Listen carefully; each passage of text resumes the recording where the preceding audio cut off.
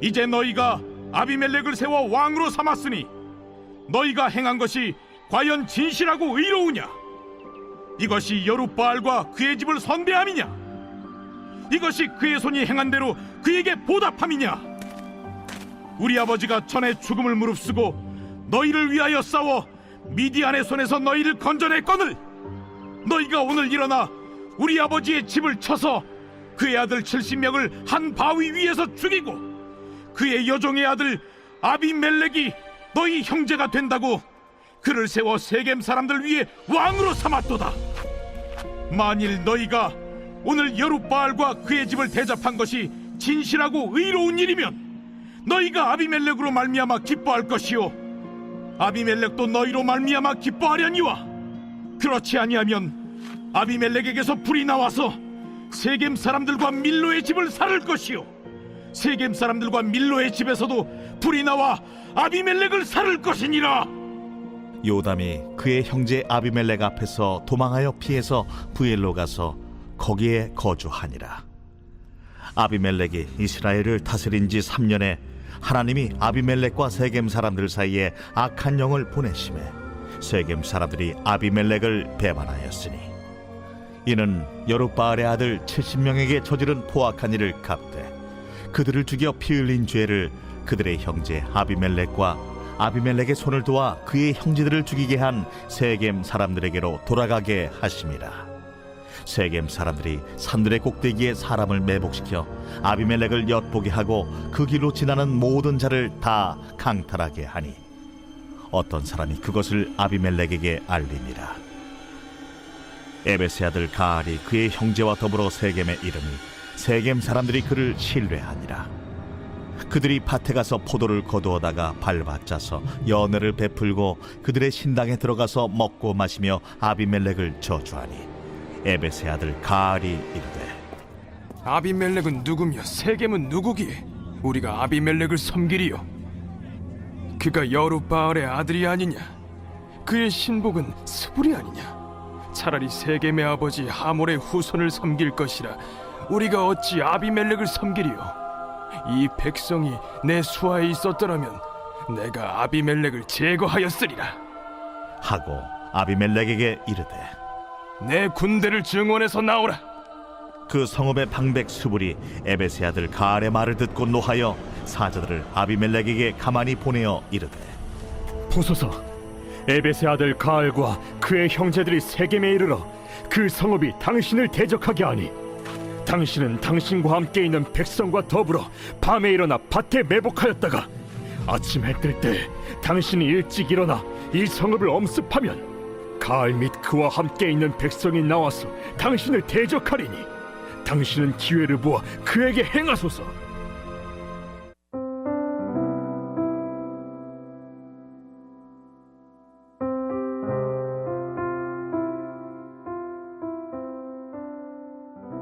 기드온의 아들 69명이 형제 아비멜렉의 손에 끔찍하게 살해당한 어제의 말씀 기억하시지요? 유일하게 살아남은 막내 아들 요담이 그리심산에 올라갑니다. 그리고 우화로 세겜 사람들에게 저주와 비난, 어쩌면 경고가 될 수도 있는 말들을 선포합니다. 오늘 말씀에서 요담의 연설이 이어지고 있지요. 아비멜렉과 세겜 사람들, 너희들의 관계가 어떻게 될 것 같냐 하는 것이에요. 요담이 이야기합니다. 너희가 아비멜렉을 왕으로 세운 것이 진실하고 의롭다면 그로 말미암아 너희가 기뻐하게 될 거야. 그러나 그것이 의롭고 진실하지 못한 일이라면 불처럼 서로를 태워버리고 말 것이다. 그런데 세겜 사람들이 아비멜렉을 왕으로 세울 때 그들과 아비멜렉이 한 모든 행동들이 어땠나요?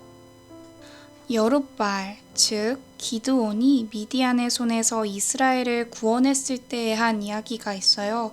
사사기 8장 22절을 보시면 이스라엘 백성들이 당신이 우리를 미디안의 손에서 구원하셨으니 이제 당신과 당신의 아들 손자들이 대대로 우리를 다스려달라 라고 말해요. 왕이 되어달라는 것이죠. 이에 기드온은 이렇게 대답합니다. 내가 너희를 다스리지 아니하겠고 나의 아들도 너희를 다스리지 아니할 것이요 여호와께서 너희를 다스리시리라. 이스라엘 백성을 구원한 것, 그들을 영원토록 다스리실 분이 하나님이시라는 거예요. 그런데 이 고백들은 전부 잊혀지고 기드온의 아들 아비멜렉은 자신이 왕이 되겠다고 이야기합니다. 그것도 바알을 섬기는 사람들과 손을 잡고 형제들을 잔혹하게 죽이기까지 하면서요. 이 모든 과정에 의로움과 진실함을 찾아볼 수가 있나요? 눈을 씻고 찾아보아도 털끝만큼도 찾아지지가 않습니다. 요담은 너희가 만약 이러이러하다면 이라고 이야기했지만 사실상 의롭고 진실되지 않은 아비멜렉과 세겜 사람들에게 파멸하게 될 것이라고 명확한 저주를 선포한 것이나 다름이 없습니다. 아니나 다를까요? 세겜 사람들과 아비멜렉 사이에 분열이 시작됩니다. 22절부터 보시면 아비멜렉이 이스라엘을 다스린 지 3년 만에 세겜 사람들이 아비멜렉에게 불만을 품습니다. 23절에는 하나님이 그들 사이에 악한 영을 보내셨다라고 기록되어 있는데요. 이것은 하나님이 악한 영들의 왕이다, 악한 일을 행하시는 분이다, 이런 의미를 가진 것은 아니에요. 선과 악을 포함하여 모든 것 위에 계신 하나님께서 하나님의 뜻을 이루시기 위해 능동적으로 관여하기 시작하셨다는 것을 의미합니다. 세겜 사람들은 아비멜렉을 엿보고 그에게 향하는 사람들을 공격하며 약탈합니다. 본인들이 추대하고 선택한 왕이었지만 자신들과 이해관계가 맞는 것 같지 않고 이익을 가져다 주지 않자 가차없이 배반해버리는 것이죠. 그리고 새롭게 신뢰하게 된 자가 26절에 등장합니다. 에벳의 아들 가알이에요. 26절을 원어적으로 해석해보면 그가 세겜에서 꽤 멀리 떨어진 낯선 지역에서부터 왔음을 알 수가 있는데요. 세겜 사람들은 어디에서 왔는지도 모를 이 낯선 사람을 의심 없이 믿어버립니다. 그리고 신당에 들어가 연회까지 열어서 먹고 마시며 아비멜렉을 함께 저주하기까지 이릅니다. 이 낯선 남자 가알은 허풍과 허세 섞인 여러 말들로 아비멜렉과 세겜을 이간질해요. 그가 누군데 세겜을 다스리냐? 그는 여룻바알의 아들이 아니냐? 차라리 하물의 후손을 섬기는 것이 낫겠다. 이미 바알을 신으로 섬기는 세겜 사람들에게 아비멜렉이 바알과 대적하였던 여룻바알, 즉 기드온의 아들임을 상기시키면서 하물, 바알을 섬기던 세겜의 조상이에요. 세겜의 사람이 세겜을 다스리는 것이 정당하다라는 이야기를 늘여놓습니다. 그리고 이야기하지요. 이 백성이 내 수하에 있었더라면 내가 아비멜렉을 제거했을 텐데. 결국 나를 왕으로 섬긴다면, 나를 왕으로 보신다면 너희가 원하는 것을 해줄 수 있어 라고 말하고 있는 것입니다. 오늘 말씀의 분쟁과 논쟁에는 가장 중요한 전제가 빠져 있어요. 바로 하나님만이 이스라엘의 왕이라는 사실입니다. 하나님을 왕으로 모실 것인가 하는 선택지는 존재하지도 않고 아비멜렉을 섬길 것인가, 에벳의 아들 가알을 섬길 것인가, 누가 왕이 될 것인가 하는 이야기들이 복잡하고 혼란스럽게 펼쳐지면서 당시 시대가 얼마나 어지럽고 혼란했는지를 보여주고 있습니다. 하나님이 만물의 왕이심을 잊어버린 인생은 어지럽고 혼란스럽습니다. 끝없는 분쟁과 죄의 자리에 여전히 머물면서요. 세겜 사람들처럼 출처를 알 수 없는 유혹에 이리저리 흔들리기만 하는 인생을 살다가 아비멜렉처럼 나를 주장하며 결국 영원한 죽음으로 향하게 될 수도 있겠지요. 오늘 말씀은 다른 게 아니라 하나님의 인도하심을 떠나 그가 왕이심을 잊어버린 인생이 곧 저주스러운 인생임을 깨닫게 합니다. 세상은 언제나 이야기합니다. 나를 왕으로 섬기면 네가 원하는 것을 줄 수 있어. 돈과 명예, 네가 원하는 너의 모습 단란한 가정과 여유롭고 풍요로운 삶을 줄 수 있다고 이야기하며 우리의 시선을 하나님이 아닌 세상의 것에 집중하게 합니다. 행복한 인생을 보장하는 것처럼 말이죠. 그러나 세상의 그 어떤 것도 온전한 기쁨과 평안을 가져다 줄 수 없습니다.